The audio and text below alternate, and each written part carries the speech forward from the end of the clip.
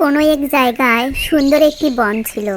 সেখানে একটি পুকুরের পাশে বাস করত এক রাজহাঁস আর তার সঙ্গিনী। তারা দুজনে একসঙ্গে চলাফেরা করত, খাওয়া দাওয়া করত এবং একসাথে পানিতে সাঁতরে ঘুরে বেড়াতো। এক সময় হাসিনী 3টি ডিম দিল। এতে তারা দুজনে অনেক খুশি হলো। জানো হাসিনি, আমার না অনেক খুশি খুশি লাগছে। আমারও অনেক খুশি লাগছে। আমাদের কাছে বাচ্চারা আসবে, আমাদের পরিবারটা কত সুন্দর হবে, তাই না গো? হ্যাঁ, আমরা তাদের অনেক যত্ন নেব, আদর করব, কিভাবে মাছ ধরতে হবে, সাঁতার কাটতে হবে, সবকিছু শিখিয়ে দিব। তুমি জানো, আমাদের বাচ্চাদের নিয়ে আমার কত স্বপ্ন। আচ্ছা হাসিনি, তুমি ডিমে তা দাও, আর আমি তোমার জন্য পুকুর থেকে মাছ ধরে নিয়ে আসি। হাসিনী তার ডিমগুলোকে তা দিচ্ছিল আর রাজহাঁসটি একটু দূরে এক জলাশয়ে মাছ ধরতে গেল।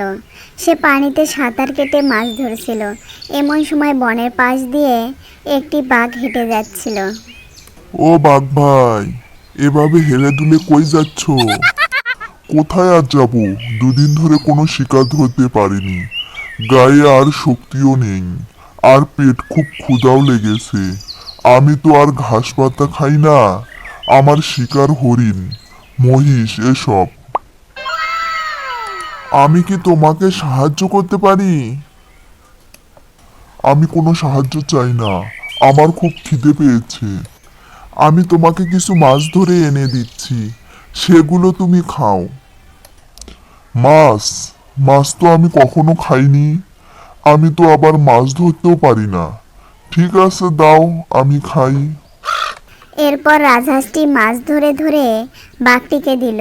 বাঘ ভক ভক করে সেই মাছগুলো খেয়ে ফেললো। মাছগুলো খেয়ে বাঘ বলল, ধন্যবাদ বন্ধু, আমাকে যে উপকার তুমি করেছো তা আমি কখনো ভুলবো না। তুমি খুব ভালো, তোমার কোনো বিপদ আপদে আমি তোমাকে সাহায্য করব। এবার তাহলে আসি বন্ধু।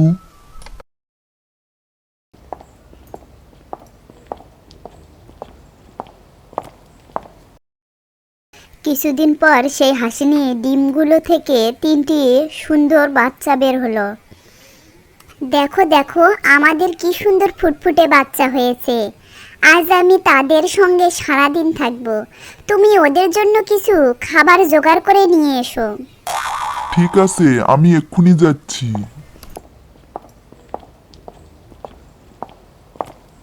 রাজহাঁসটি হাঁটতে লাগলো। পথে দেখা হলো সেই বাঘের সাথে। এদিকে কোথায় যাচ্ছ বন্ধু? আমার 3টি ছানা হয়েছে জানো, তাদের জন্য খাবার জোগাড় করতে যাচ্ছি। বাহ বাহ, বেশ ভালো তো। তবে সাবধানে যেও বন্ধু, কিছুদিন ধরে আমাদের এই জঙ্গলে মানুষেরা এসে শিকার করছে। ঠিক আছে বাঘ ভাই, আমি তাহলে চললাম। এরপর রাজহাঁসটি আবারও হাঁটতে লাগলো। কিন্তু বাঘ মনে মনে বলে, ও আমার উপকার করেছে, তাকেও আমি উপকার করতে চাই। এক কাজ করি, চুপি চুপি তার পিছনে যাই। যদি কোনো বিপদ হয় তাহলে খুব তাড়াতাড়ি তাকে সাহায্য করতে পারবো।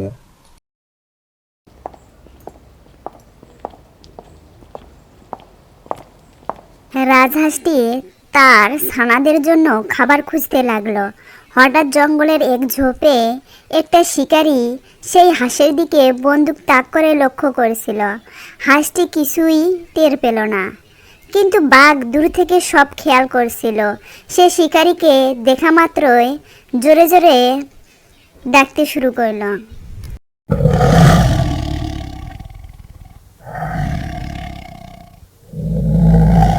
এই ডাক শুনে শিকারী সবকিছু ছেড়ে প্রাণ ভয়ে পালালো। তারপর রাজহাঁস বাঘের সামনে এসে বলল, ধন্যবাদ বন্ধু, তুমি আমাকে বিপদ থেকে বাঁচিয়েছো। আজ তুমি না থাকলে কেউ আমাকে শিকারীর হাত থেকে উদ্ধার করতে পারতো না। অনেক ধন্যবাদ তোমাকে। সেদিন তুমি আমার ক্ষুধা মিটিয়ে আমাকে সাহায্য করেছিলে, তাই আমি তোমার প্রতি অনেক কৃতজ্ঞ। চলো বন্ধু, তোমাকে বাসায় পৌঁছে দিয়ে আসি।